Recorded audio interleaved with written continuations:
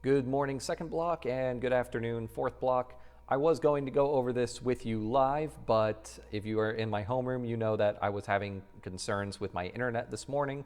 So we're going to go ahead and pre-record me going over these notes. They're already typed up. For the most part, you need to either type or write these notes down, and you need to keep them with you because this new unit is all about ratios, and we are going to refer back to these notes a lot throughout this unit.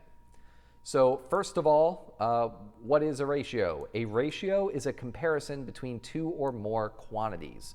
So this could be me saying something like, well, we'll need to use this language, but it could be something like, for every 1 jar of pens I have 1 jar of markers. Or I could say, let me see here, for every 2 green markers I have 4 red markers. That's a ratio. I'm taking 2 quantities and I'm comparing them. Now, I could do that with more than just 2. We've seen it a few times in our warm-up where we will compare for there are 12 dogs, 7 kittens, and 3 birds is one of our warm-up questions pretty regularly. And it's important to make sure that you're using the appropriate language. There are mostly 3 main ways that you're going to see ratios present themselves. One of them will be literally just using the word to, T-O. And believe it or not, that actually is the most important word for this entire unit. You'll see why once we get into the 3 forms. Another one that you'll hear pretty often is for every. I just use it when I talked about my pens. And you'll also see for each, but that really doesn't come up too often until we get into the next part of ratios, which is going to be talking about rates and unit rates. But for now, how are ratios written? There are generally 3 forms for every kind of ratio. First of all, you've got word form. And word form is going to use that word to. This is what I meant by that word to being the most important word because, well, that's how you phrase most ratios. So if I just am dealing with raw numbers with no context, I could say 8 to 3. And it would just be that. I'm comparing 8 to 3. That's it. That's all that is. Another thing, it could be 5 water bottles to 4 recycle bins.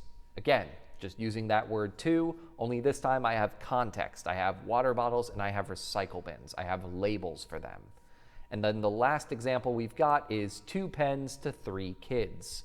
And yeah, once again, we just use the word to, we put the 2 numbers there, and if we have context for what those amounts are, we can include that amount as well. We also have colon form. Colon form is going to almost unanimously always just be the numbers. You're not going to have your labels when you're dealing with colon form. And for colon form, you can kind of picture these as fractions. This is 6 to 3. You're still going to pronounce those 2 vertical dots right there. That's a colon, but you're still going to use it as the word to. We're still going to, when we read this, say 6 to 3. That's what that says. This part right here, that says 3 to 12.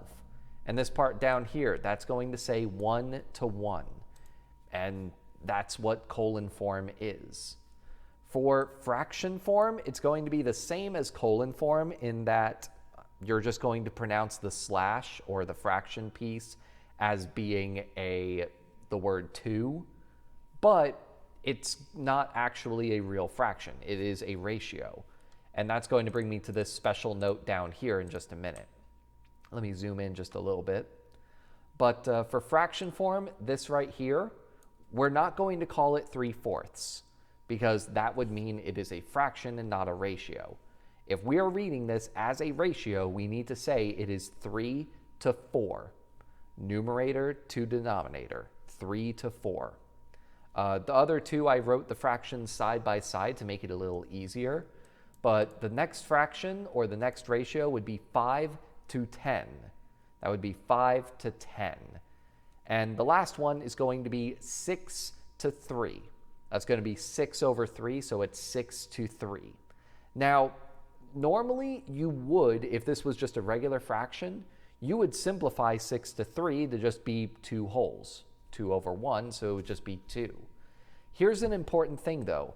Ratios that are in fraction form can never become mixed numbers, ever. They have to stay fractions. 1 and 1/2 can never be a ratio. It's just not possible. And the reason being is, think back to what the definition of a ratio is. It is a comparison of 2 or more quantities. Well, if I say 1 and 1/2, what am I comparing? Nothing. I just am saying 1 1/2. 1 1/2 of what? We don't know. I got rid of that comparison when I took out the whole number. So even though something like 6 to 3 could technically be simplified, we're not going to, because it's important to make sure we keep that the way it was. There is one thing I should add to this, and I'll make sure that I edit it into what we are doing in class as well. But the other important thing about ratios is that order matters. In a word problem, if it asks for a ratio of, let's say, we'll say a ratio of dogs to cats, and it tells us there are 4 cats and 3 dogs. If we ever have something like that, we need to focus right here where it says dogs to cats. So the ratio is going to be, let's see, dogs came first, so it's going to be 3 to 4.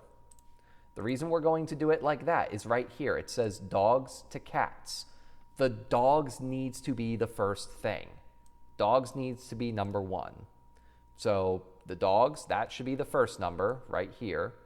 Cats should be the second number. There's 4 of them.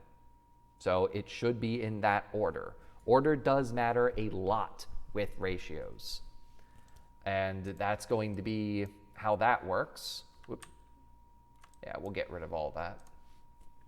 Now, when finding equivalent ratios or filling in tables, it can be useful to either use repeated addition, but multiplication is really what is happening.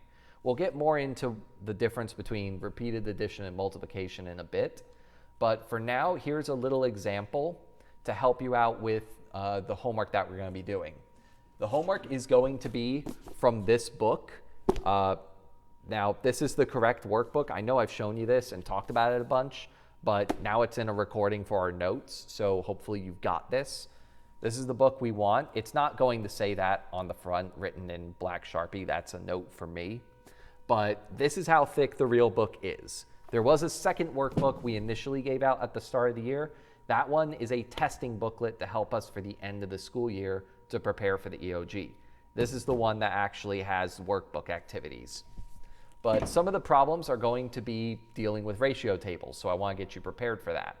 An example would be, how much sugar would I use in my coffee? And this is pretty much spot on to how I actually do take my coffee. So if I have 0 ounces of coffee, I'm going to use 0 sugar cubes, because yeah, why am I going to put any sugar and no coffee? No point. So if I wanted to make that into an ordered pair, an ordered pair is just taking these 2 numbers, sticking them in parentheses, kind of like coordinates. That way, in the future, if we wanted to put these in a graph, we could. Now, if I'm going to want 2 cubes of sugar, I'm going to use 8 ounces of coffee. So 8 ounces of coffee, 2 cubes of sugar, the ordered pair will look like this. And you can kind of see, oh, how is 2 related to 8? Oh, I would just multiply 2 times 4, and that would give me 8. Next up, if I have 4 cubes of sugar, I'm going to want 16 ounces of coffee. And again, you can look, 4 times 4 is going to be 16. That holds up. Then we look here, we got 6 becomes 24, so 6 cubes of sugar, I would want 24 ounces of coffee. There's my ordered pair also. But then we have 2 blank areas. And then down here, it says 12 and 48. So you can kind of use repeated addition to figure out what's happening going down the list. It's helpful when you're just going down. So we can count here 0, 2, 4, 6. You can work out that the next number should probably be 8 and 10, and you would be right. Now, when you're going from side to side in a ratio table, it's important to use multiplication because as I mentioned a few moments ago, if you took that first number and multiply it by 4, you get the second number. 2 times 4 is 8. 4 times 4 is 16. 6 times 4 is 24. And you could do the same thing down here. We could do 8 times 4. And if I do 8 times 4, I end up with 32. 10 times 4, I end up with 40. And then for my ordered pairs, all I'm doing is taking the first number, putting it in parentheses, adding a comma, second number, putting it in parentheses. And that's it. Do the same thing for this one. I almost forgot my parentheses here. And we're done. That is how a ratio table should be filled in. And be sure that you are reviewing this video and make sure you've taken down all of these notes so that way you're kind of prepared for those workbook activities because we're going to do 2 of them today, and you can bet that we're probably going to end up doing 2 more tomorrow. And that's it for today.